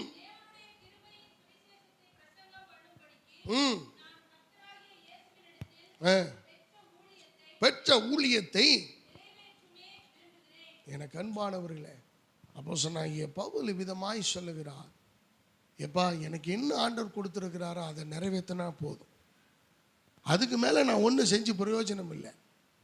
அது எதுவும் மற்ற எல்லாமே எனக்கு கவலையாக தான் கொண்டு வரும். எனக்கு இருக்கிற கவலை எல்லாம் சபையை குறித்த கவலை, ஆத்துமாக்களை குறித்த கவலை, தேவனுடைய ராஜ்யத்துக்கு எப்ப போவோம், அவரோடு எப்படி முகமுகமாய் நாம் சந்திப்போம் என்கிற கவலை. ஆவிக்குரிய நிலையிலே அவர் பேசுகிறார். என்னுடைய பிராணனையும் என் ஜீவனையும் நான் அருமையாக என்கிறார். எனக்கு வர்ற எந்த ஒரு காரியத்தை நான் பெருசா நினைக்க மாட்டேன். எனக்கு அன்பானவர்களே, அப்ப வேதம் சொல்லுகிறபடி நாம் கவலைப்படாமல் இருக்க கற்றுக்கொள்ள வேண்டும், பிராக்டிஸ் பண்ணணும். இது ஒரு நாள்ல வந்துடாது.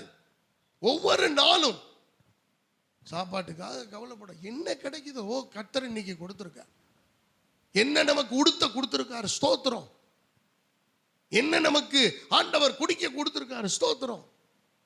ஒன்று இல்லையே என்பதற்காக நாம் அதுக்கு வெறி கொள்ளுகிற ஒரு அனுபவம் நமக்கு வேணாம்.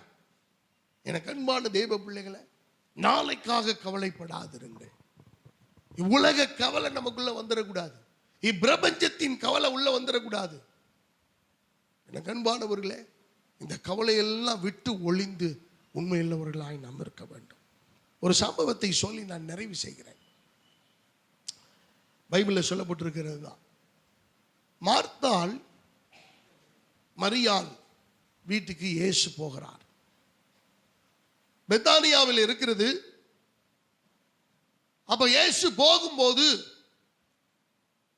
மரியாள் நேர போய் இயேசுவின் பாதத்தருகே அமர்ந்திருந்து அவர் போய் ஆண்டவர் சொல்ற வார்த்தையெல்லாம் நல் வார்த்தைகள், போதனைகள் எல்லாம் கேட்டுக்கிட்டு இருக்கிறார்.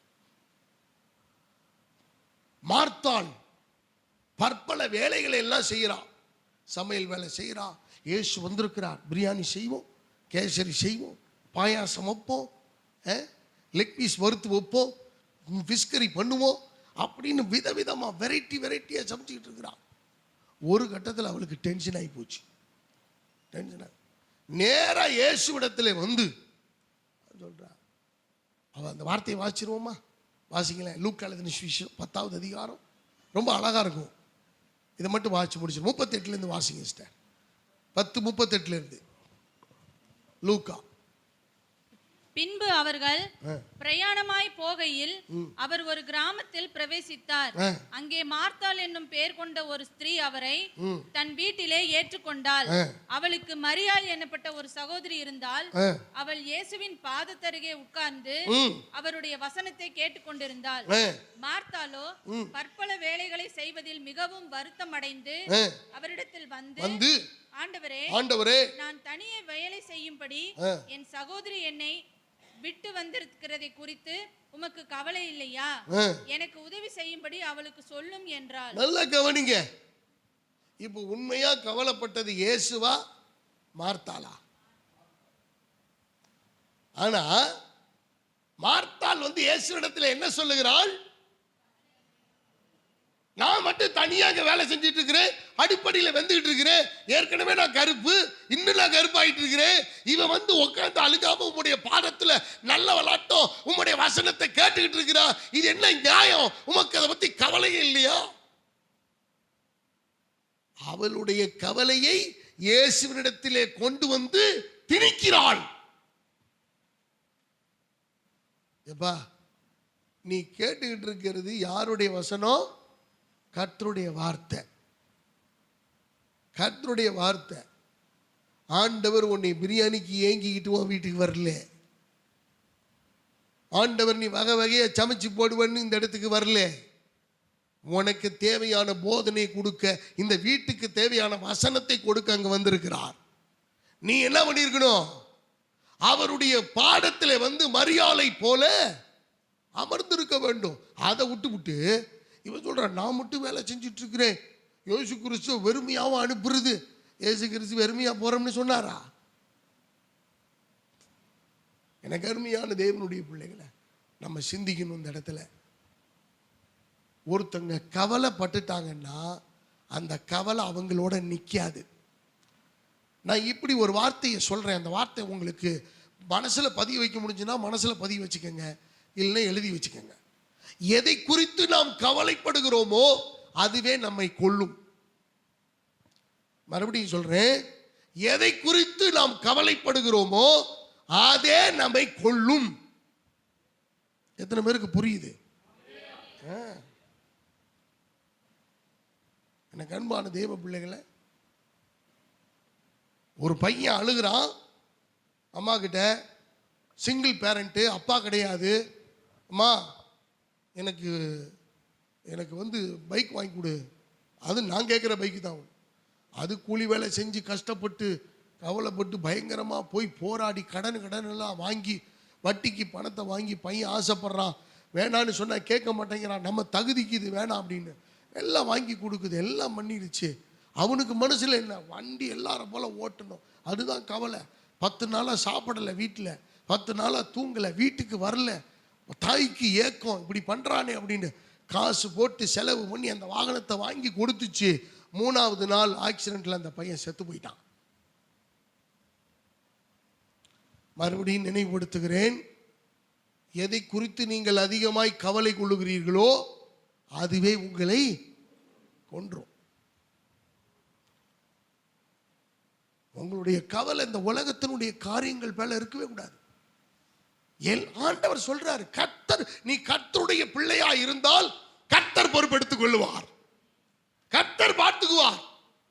உங்களுக்குள்ளுக்குள்ள இருக்கிற நரம்பு, எலும்புகள், இரத்த நாளங்கள், இது ஓடுதா ஓடலையான்னு நீங்க உயிரோட இருந்தாதான் தெரியும். ஆனா நீங்க செத்து போயிருந்தா கூட இந்த பெத்தானியாவிலே லாசருவை உயிரோடு எழுப்பின என் இயேசு கிறிஸ்து இந்த வீட்டுக்குள்ள இருந்ததுனால அவங்களுக்குள்ள இருந்த கவலை, அந்த வீட்டுக்குள்ள இருந்த கவலை, அந்த தேசத்துக்குள் இருந்த கவலை, அந்த பட்டணத்துக்குள் இருந்த கவலை, யூதர்களுக்குள் இருந்த கவலை, புறஜாதிகளுக்குள் இருந்த கவலை, எல்லாத்தையும் கர்த்தர் ஒரே நிமிஷத்துல அவர் தவிடுபொடியாக்கினார். இந்த வசனத்தை கேட்டுக்கொண்டிருக்கிற கர்த்தருடைய பிள்ளைய, எதை குறித்து நீங்க கவலைப்படாதீங்க, கர்த்தர் மேல வைங்க. இந்த மார்த்தாள் அவள் போய் அந்த கவலையை திணிக்கிறான். நீங்க கவலைப்படுறவன்ட்ட மட்டும், கவலைப்படுற பொம்பளைட்ட மாட்டிக்கிட்டீங்க, உங்களை கொன்றுவாங்க. சொன்னதையே 100 தடவை சொல்லுவாங்க. நம்ம காதுல ரத்தம் வந்துடும். ஒரு சின்ன பிரச்சனையாக தான் இருக்கும்.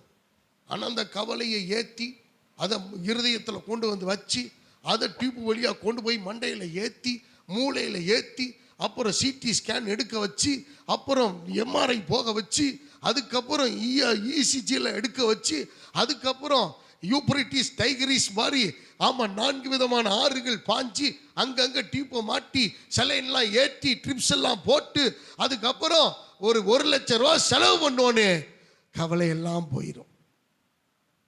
பார்த்துருக்கீங்களா? கவலை உங்க வீட்டு வாசப்படியில் இருக்க செருப்புக்கு சமானம். அதை தூக்கி அங்க போட்டுருங்க, வரப்படாது உள்ள. உங்க வீட்டில் அது இல்லாம இருக்கட்டும், ஒன்றும் பிரச்சனை இல்லை. ஆனா கவலை எனக்குள்ள வருவதற்கு நான் ஒருபோதும் அனுமதிக்க மாட்டேன். ஒரு வைராக்கியம் வேணும்.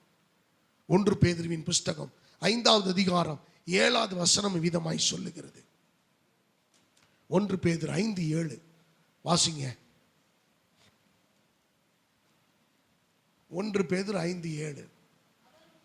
அவர் உங்களை விசாரிக்கிறவரானபடியினாலே உங்கள் கவலைகளை எல்லாம், ஒரு அல்லேலூயா சொல்லுவோமா? எல்லாரும் சொல்லுவோமா? கவலைப்படாதிருங்கள். எனக்கு அருமையானவர்களே, வேலை இல்லையா? கவலைப்படாதிருங்க. நீங்க நினைச்சது நடக்கலையா? கவலைப்படாதிருங்க. உங்க சரீரம் இன்னும் சுகமாகலையா? கவலைப்படாதிருங்கள். உங்களுக்கு தேவையான பணம் இன்னும் வரலையா? கவலைப்படாதிருங்கள். நீங்க ஆண்டவரை நம்புங்க. உங்களுக்கு எனக்கு தெய்வமாய் இருக்கிறவர் பைத்தியக்காரர் இல்லைங்க. அவர் புத்தி தெளிந்த உள்ள மகிமை உள்ள தெய்வம். நல்ல கவனிங்க. அவர் உங்களுடைய பிரச்சனையெல்லாம் தெரியாம இல்லை.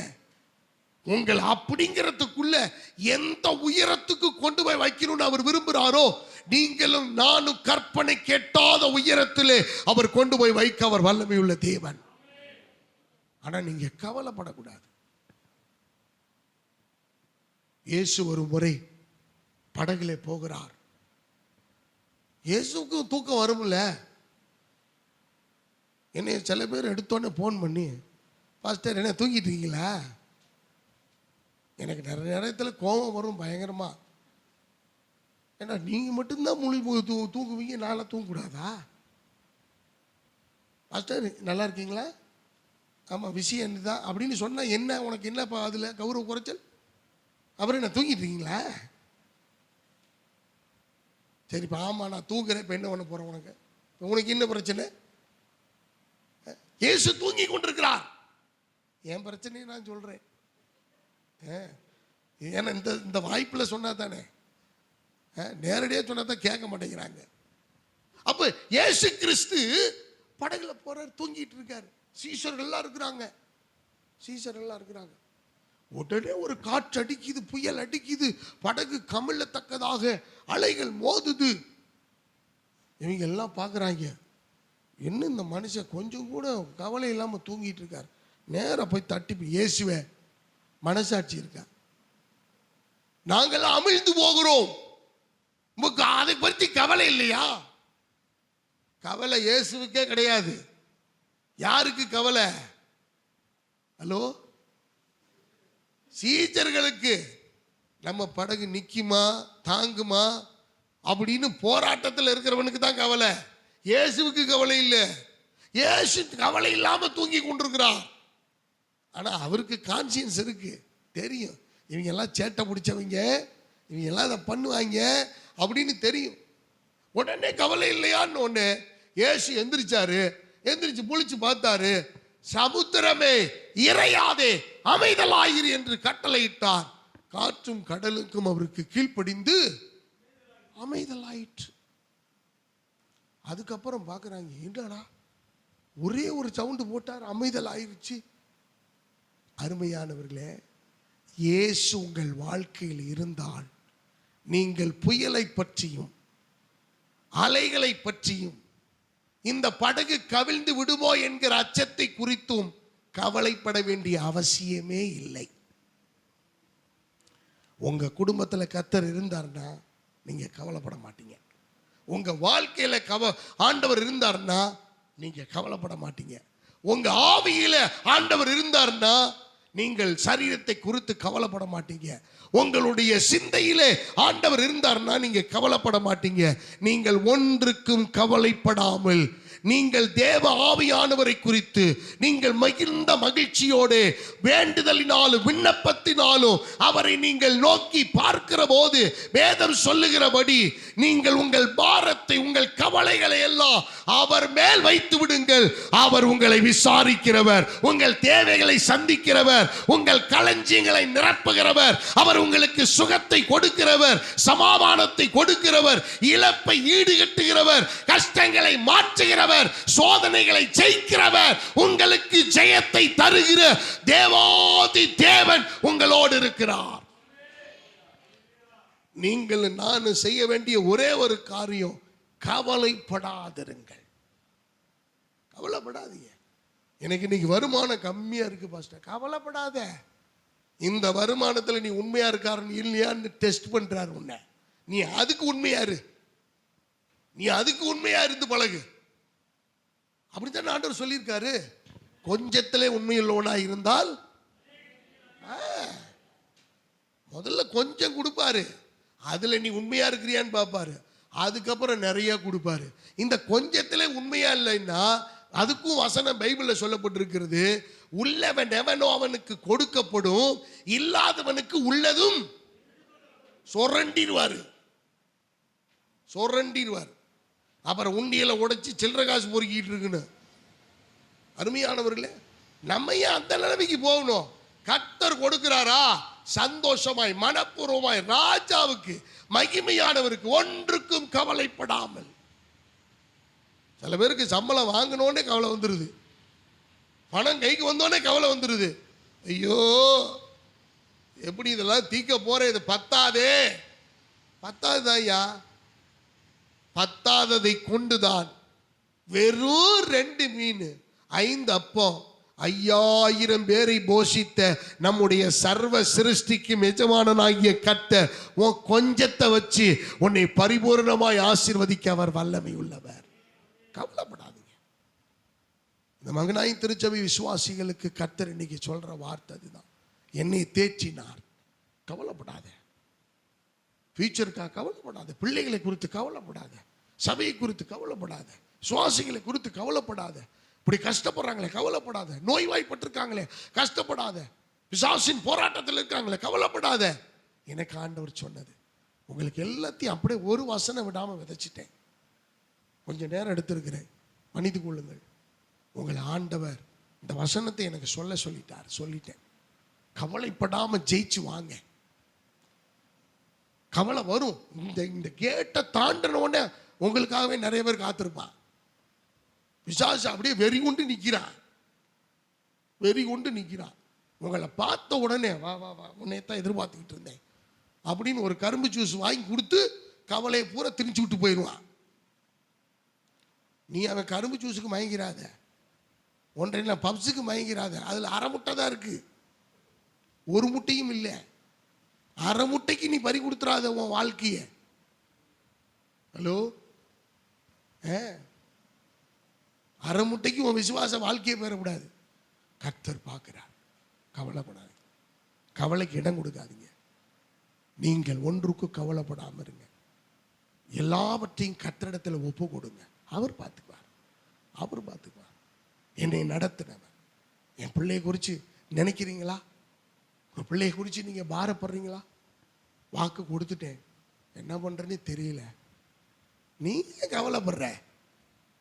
அது உன்னுடைய பிள்ளை என்பதுக்கு முன்பதாக என் தேவன் கருவிலே உருவாகும் முன்னே உன் பிள்ளையினுடைய வரைபடத்தை கர்த்தர் கரத்தில் வரைஞ்சி வச்சிருக்கார்.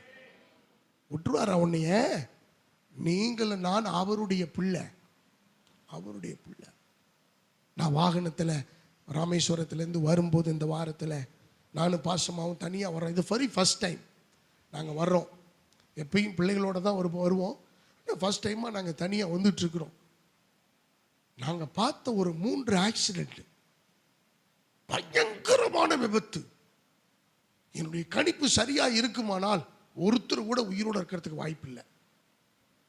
எதிர்முனையில் வந்தவங்களும் சரி, அதில் பாதிக்கப்பட்டவங்களும் சரி, அப்பளமா நொறுங்கி ஒரு ஸ்கார்பியோ அப்படியே தரையோட தரையா இருக்கு. எப்படி ஏறி இறங்கியிருப்பான்னு பார்த்துக்கோங்க. ஒருத்தர் கூட அதில் உயிரோட இருப்ப வாய்ப்பு இல்லை. ரொம்ப பயங்கரமான கொடிய விபத்துக்கள். நான் பாட்டு பாடும்போது நான் சொன்னேன், என்னை காப்பவர் உயிரோடு இருக்கிறார், எனக்கு முன்னு பின்னு செல்லுகிறவர் உயிரோடு இருக்கிறார். எத்தனை விபத்துல கர்த்தர் காப்பாத்தி நம்மளை கொண்டு வர்றாரு தெரியுமா? இதெல்லாம் நம்ம நல்லவங்கன்றதுனாலயா? அவருடைய பிள்ளைன்ற ஒரே ஒரு காரணத்தினால. நீங்களும் நானும் யாருக்கும் பிறந்தவங்க இல்லைங்க, அப்பாவுக்கு பிறந்தவங்க. நம்ம முத்திரையை நம்ம மேல போட்டிருக்காரு. நமக்கு எதுவும் வராது, எந்த பாதிப்பும் வராது. நான் விசுவாசிக்கிறேன். கவலைப்படாதிருங்கள். கவலைக்கே டஃப் கொடுக்கிற மாதிரி ஒரு விஷயத்தை நீங்களும் நானும் சவாலா எதிர்கொள்ளுவோம். தேவன் நம்மை ஜெயிக்க வைப்பாரு. கண்களை மூடி அப்படியே ஜெபம் பண்ணுவோமா?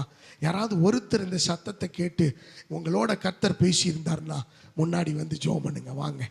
ஆண்டு ஆத்மார்த்தமா கர்த்தர் உங்களோடு இடைப்பட்டு இருந்தார்னா நீங்க அந்த மைக்கில் ஜெபம் பண்ணுங்க. தேவன் உங்களோடு பேசியிருப்பாரனா இந்த சத்தத்துக்கு நன்றி சொல்லி, ஆண்டவரே சொல்லி கர்த்தருக்கு நன்றி செலுத்துங்க. Give thanks to the Lord for the word of God. ஆண்டவருக்காக எல்லாரும் வாங்க வாங்க, உற்சாகமாய்.